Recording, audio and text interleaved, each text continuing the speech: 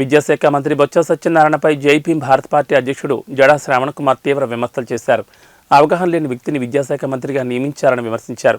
బొత్స సత్యనారాయణకు తన పేరును ఇంగ్లీష్లో రాయడం వచ్చా అంటూ నిలదీశారు. అన్ని శాఖలకు మంత్రిగా సజ్జల రామకృష్ణారెడ్డి వ్యవహరిస్తున్నారని ఆరోపణలు చేశారు.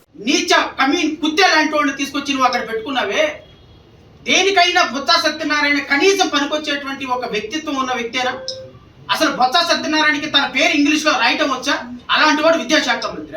అలాంటి వాడు ఈ నోటిఫికేషన్ శిష్యులు లాంటి క్యాబినెట్ ని పెట్టుకొని ఆ విడుదల రజనీకి ఏ విధంగానూ హెల్త్ డిపార్ట్మెంట్ లో మినిమం నాలెడ్జ్ ఉండదు. అటవీ శాఖ మంత్రి రోజాకి మినిమం నాలెడ్జ్ ఉండదు. ఇటుపక్క బొత్స సత్యనారాయణకి మినిమం నాలెడ్జ్ ఉండదు. ఆర్థిక శాఖ మంత్రికి మినిమం నాలెడ్జ్ ఉండదు. న్యాయశాఖ మంత్రి ఎవరో తెలియదు. హోంశాఖ మంత్రి ఉన్న హోమ్ డిపార్ట్మెంట్ ను పట్టించుకోరు.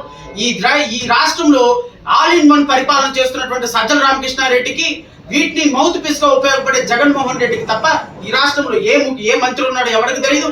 ఏ మంత్రికి ఏ శాఖ మీద అవగాహన లేదు. సాంఘిక సంక్షేమ శాఖ మంత్రి ఉన్నాడో లేదో తెలీదు. రవాణా శాఖ మంత్రి ఉన్నాడో లేదో తెలీదు. వైద్య ఆరోగ్య శాఖ మంత్రి ఉన్నాడో లేదో తెలీదు.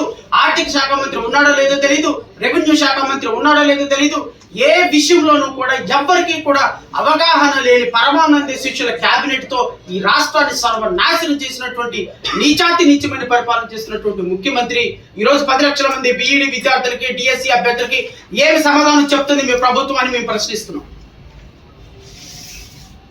కనీసం కూడా ఆలోచన లేకుండా రేపొద్దున ఎలక్షన్లు ఉన్నాయి కాబట్టి రేపొద్దున ఎలక్షన్లో నీ ప్రచారం చేసుకోవటం కోసం నిరుద్యోగుల పాలిట మోసం చేయటం కోసం వాళ్ళని ఈ రోజు డిఎస్సిని సాకుగా చూపించి రేపు ఉద్యోగాలు ఇచ్చాం కాబట్టి మీరు మాకు ఓట్లు వేయండి అని చెప్పదలుచుకున్నారా?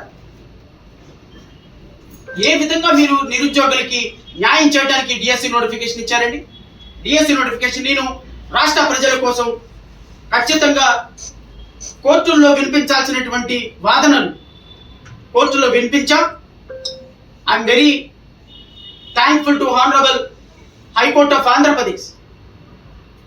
ఈరోజు బిఏడి అభ్యర్థుల్ని